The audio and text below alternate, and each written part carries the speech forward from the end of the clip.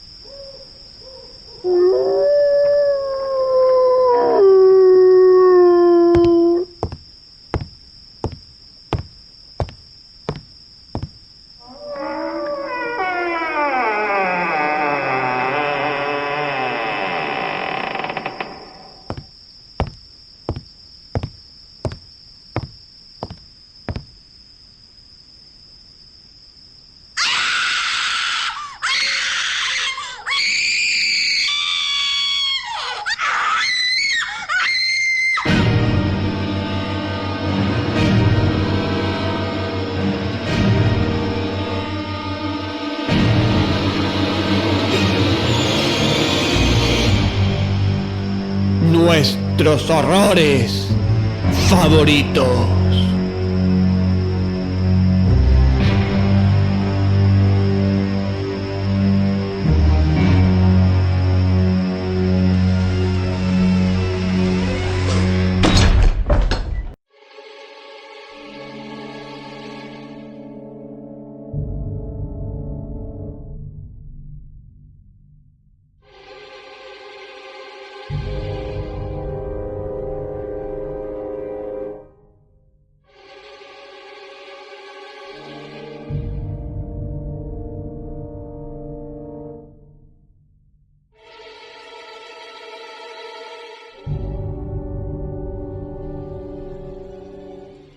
Escribo esto bajo una fuerte tensión mental, ya que cuando llegue la noche habré dejado de existir.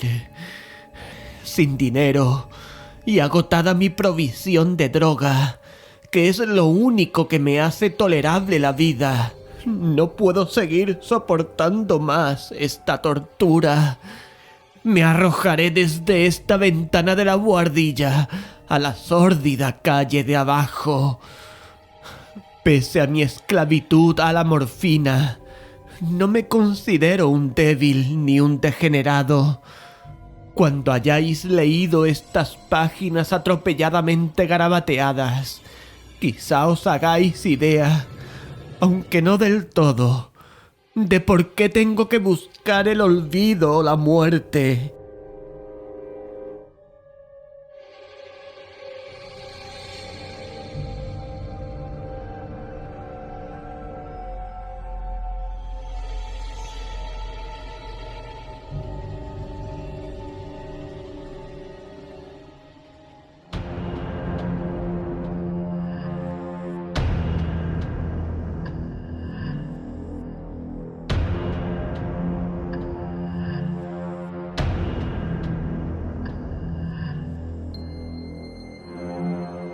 Fue en una de las zonas más abiertas y menos frecuentadas del anchuroso Pacífico, donde el paquebote en el que iba yo de sobrecargo cayó apresado por un corsario alemán.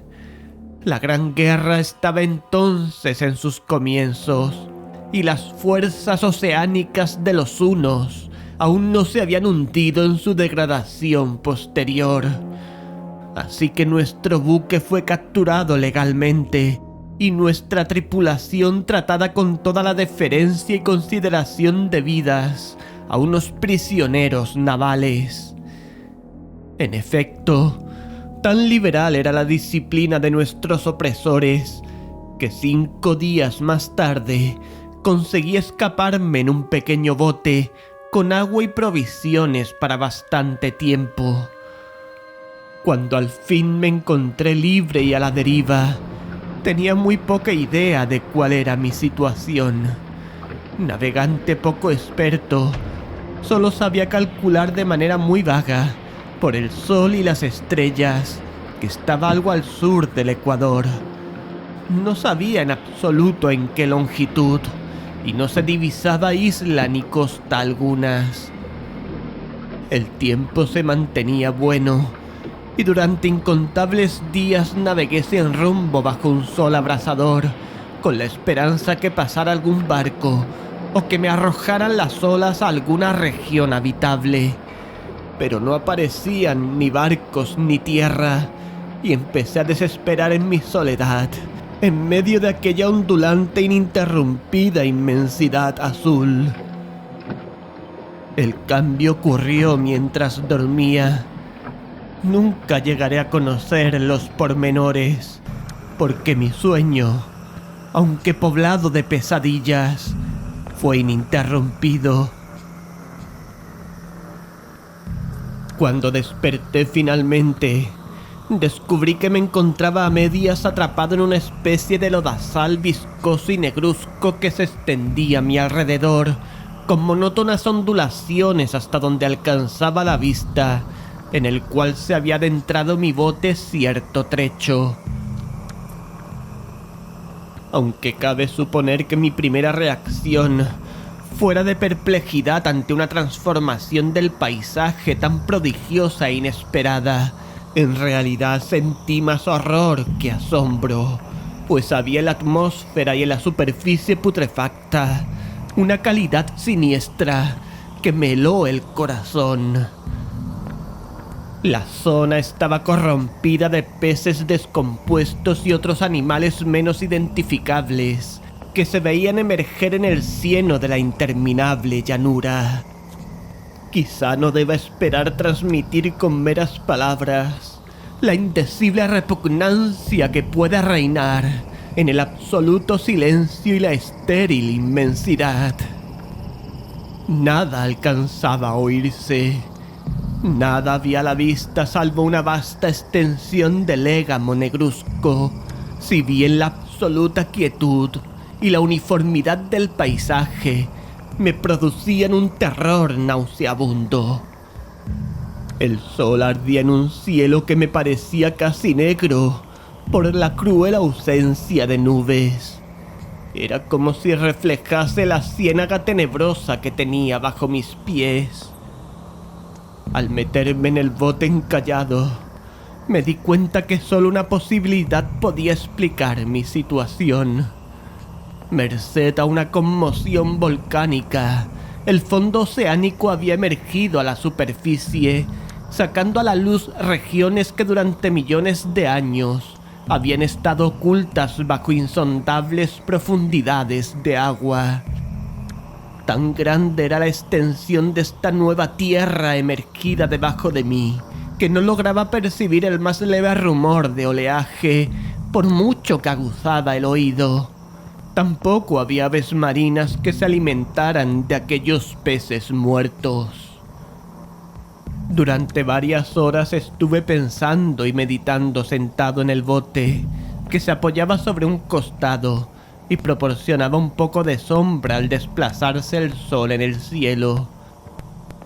A medida que el día avanzaba, el suelo iba perdiendo pegajosidad, por lo que en poco tiempo estaría bastante seco para poderlo recorrer fácilmente. Dormí poco esa noche, y al día siguiente me preparé una provisión de agua y comida, a fin de emprender la marcha en busca del desaparecido mar y de un posible rescate.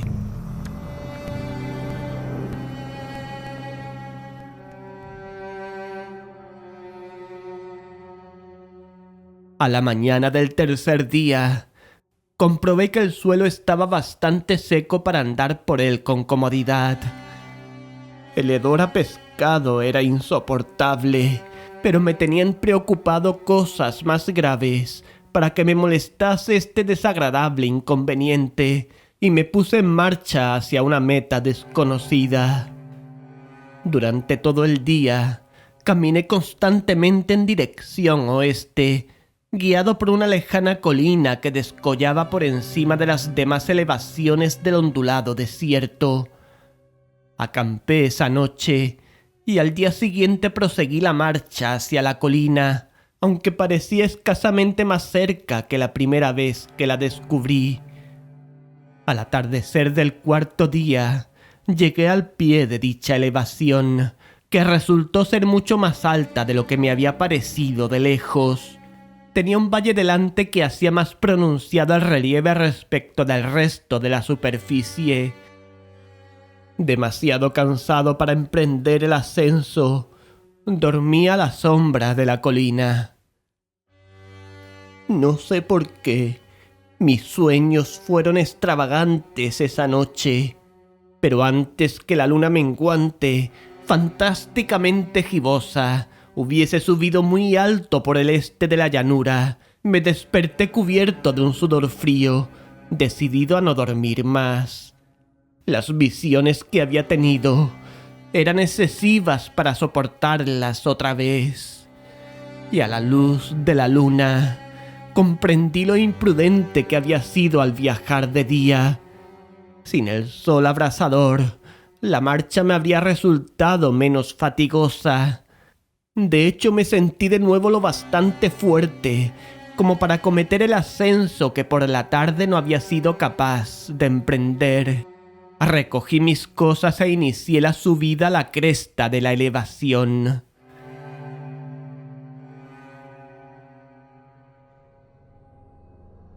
Ya he dicho que la ininterrumpida monotonía de la ondulada llanura era fuente de un vago horror para mí, pero creo que mi horror aumentó cuando llegué a lo alto del monte y vi, al otro lado, una inmensa cima o cañón cuya oscura concavidad aún no iluminaba la luna.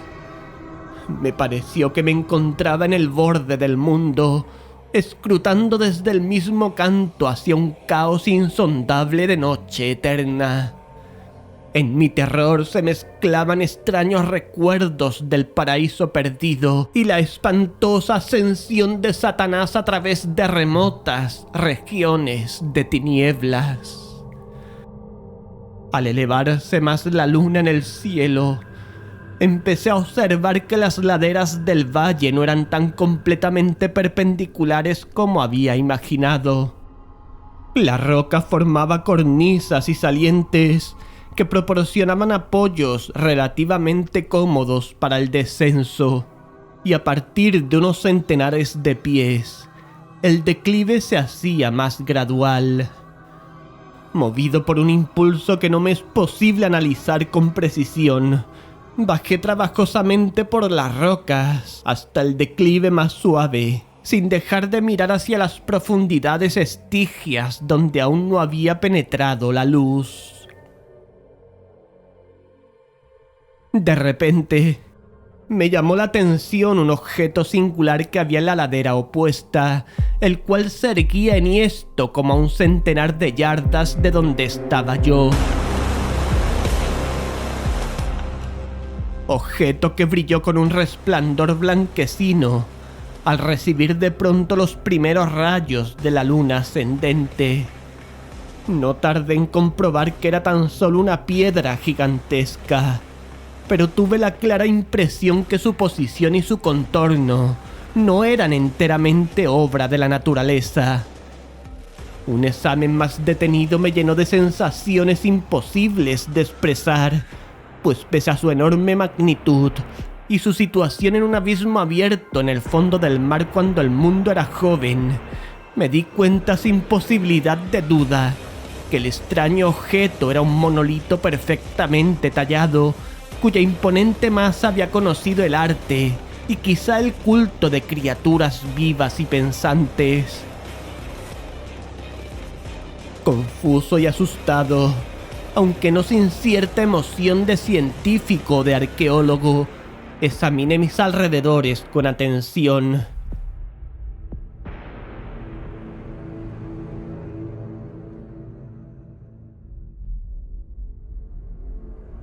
La luna, ahora casi en su cenit, asomaba espectral y vivida por encima de los gigantescos peldaños que rodeaban el abismo, y mostró un ancho curso de agua que discurría por el fondo formando meandros, perdiéndose en ambas direcciones y casi lamiéndome los pies donde me había detenido.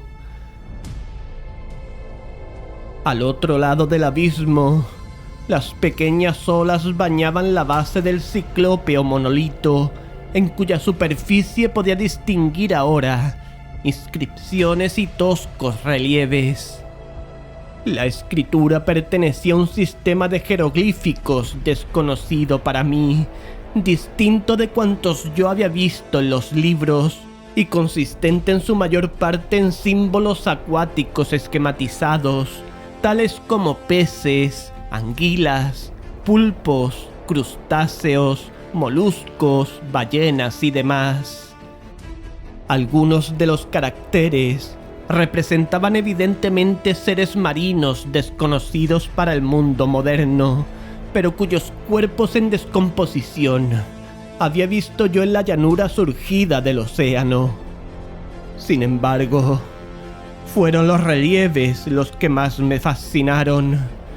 Claramente visibles al otro lado del curso de agua, a causa de sus enormes proporciones, había una serie de bajorrelieves cuyos temas habrían despertado la envidia de un doré. Creo que estos seres pretendían representar hombres, al menos cierta clase de hombres, aunque aparecían retosando como peces en las aguas de alguna gruta marina o rindiendo homenaje a algún monumento monolítico bajo el agua también.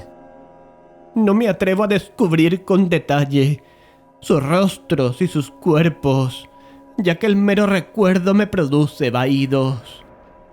Más grotescos de lo que podría concebir la imaginación de un Poe o de un Bulwer, eran detestablemente humanos en general, a pesar de sus manos y pies palmeados, sus labios espantosamente anchos y flácidos, sus ojos abultados y vidriosos, y demás rasgos de recuerdo menos agradable. Curiosamente parecían cincelados sin la debida proporción con los escenarios que servían de fondo, ya que uno de los seres estaba en actitud de matar una ballena de tamaño ligeramente mayor que él. Observé, como digo, sus formas grotescas y sus extrañas dimensiones, pero un momento después decidí que se trataba de dioses imaginarios de alguna tribu pescadora o marinera, de una tribu cuyos últimos descendientes debieron de perecer antes que naciera el primer antepasado del hombre de Piltdown o de Neandertal. Aterrado ante esta visión inesperada y fugaz de un pasado que rebasaba la concepción del más atrevido antropólogo, me quedé pensativo mientras la luna bañaba con misterioso resplandor el silencioso canal que tenía ante mí. Entonces, de repente lo vi. Tras una leve agitación que delataba su ascensión a la superficie, la entidad surgió a la vista sobre las aguas oscuras. Inmenso, repugnante, aquella especie de Polifemo saltó hacia el monolito como un monstruo formidable y pesadillesco, y lo rodeó con sus brazos enormes y escamosos, al tiempo que inclinaba la cabeza y profería ciertos gritos acompasados. Creo que enloquecí entonces.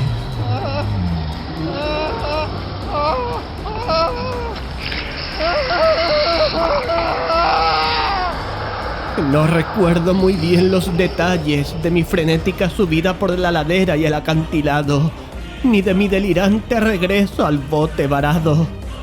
Creo que canté mucho y que reí insensatamente cuando no podía cantar. Tengo el vago recuerdo de una tormenta poco después de llegar al bote. En todo caso, sé que oí el estampido de los truenos y demás ruidos que la naturaleza profiere en sus momentos de mayor irritación.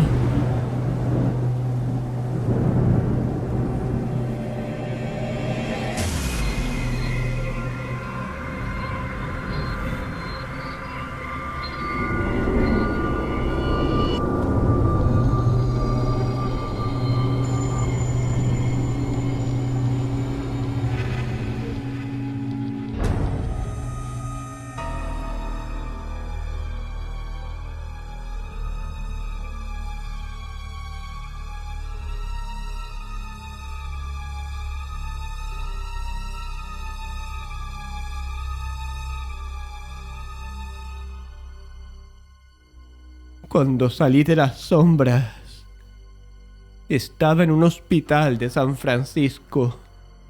Me había llevado allí el capitán del barco americano que había recogido mi bote en medio del océano. Hablé de muchas cosas en mis delirios, pero averigüé que nadie había hecho caso de las palabras. Los que me habían rescatado no sabían nada sobre la aparición de una zona de fondo oceánico en medio del Pacífico, y no juzgué necesario insistir en algo que sabía que no iban a creer.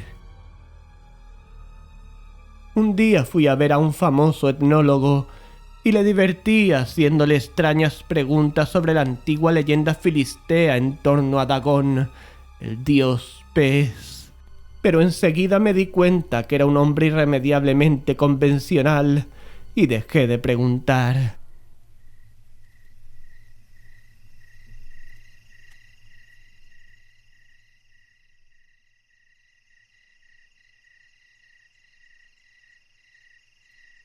Es de noche especialmente cuando la luna se vuelve gibosa y menguante, cuando veo a ese ser. He intentado olvidarlo con la morfina, pero la droga solo me proporciona una sensación transitoria y me ha atrapado en sus garras, convirtiéndome irremisiblemente en su esclavo. Así que voy a poner fin a todo esto, ahora que he contado lo ocurrido para información o diversión desdeñosa de mis semejantes.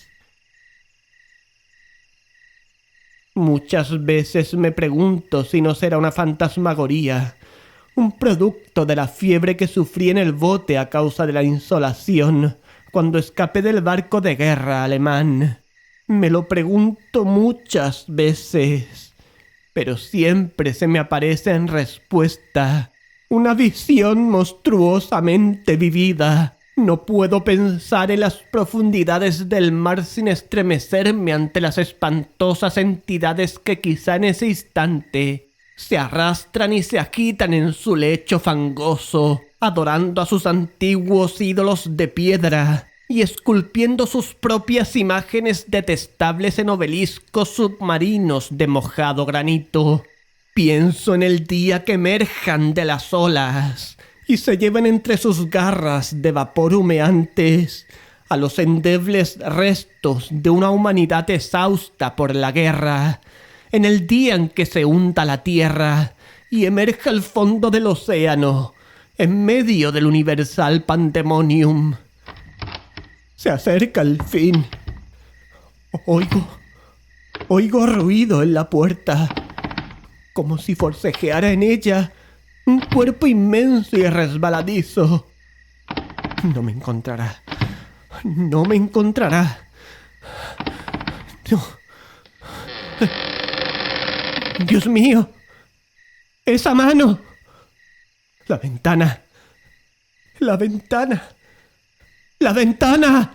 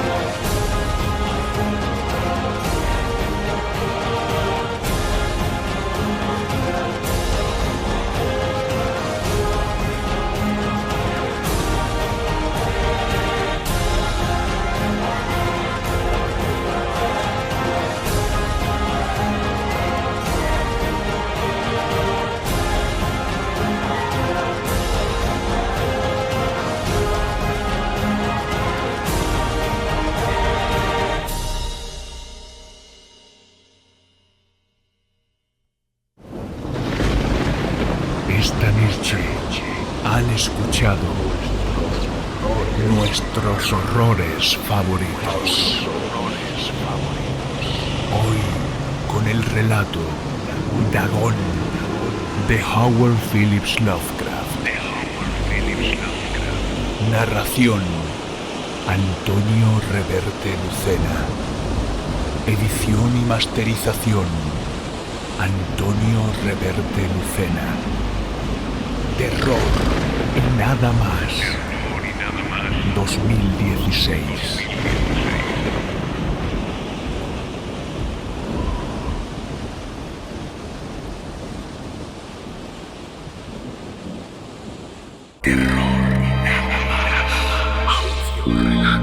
Suscríbete a nuestros canales YouTube, iVoox y iTunes.